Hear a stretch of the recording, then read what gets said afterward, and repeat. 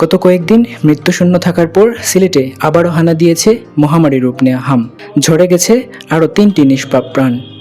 গত 24 ঘন্টায় মৃত্যুর কোলে ঢলে পড়েছে 4, 7 ও 10 মাস বয়সী 3টি অবুঝ শিশু। Sylhet MAG Osmani medical college হাসপাতাল ও শহীদ শামসুদ্দিন আহমদ হাসপাতালে চিকিৎসাধীন অবস্থায় মারা যাওয়া এই শিশুরা সিলেট, সুনামগঞ্জ ও মৌলভীবাজারের বাসিন্দা। শনিবার সকালে এই নির্মম মৃত্যুর খবর নিশ্চিত করেছে বিভাগীয় স্বাস্থ্য অধিদপ্তর। এ নিয়ে সিলেট বিভাগে হামে আক্রান্ত হয়ে মৃতের সংখ্যা বেড়ে দাঁড়িয়েছে 99 জনে। বিভাগীয় স্বাস্থ্য অধিদপ্তরের তথ্য অনুযায়ী মৃতদের মধ্যে একজন প্রাপ্তবয়স্ক এবং বাকি 98 জনই শিশু।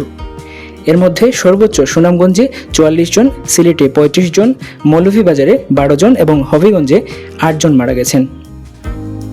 এদিকে বর্তমানে সিলেট বিভাগের বিভিন্ন হাসপাতালে হামের উপসর্গ নিয়ে চিকিৎসাধীন রয়েছেন আরও 297 জন রোগী।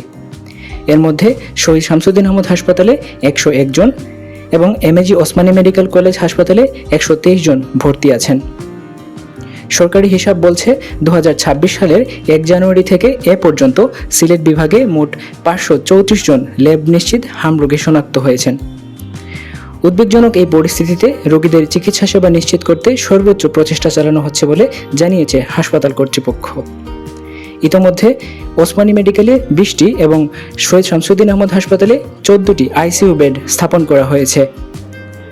কর্তৃপক্ষ আরও জানায়, রোগীর চাপ যদি আরও বাড়ে তবে পরিস্থিতি ও প্রয়োজন অনুযায়ী আইসিইউ বেডের সংখ্যা আরও বৃদ্ধি করা হবে।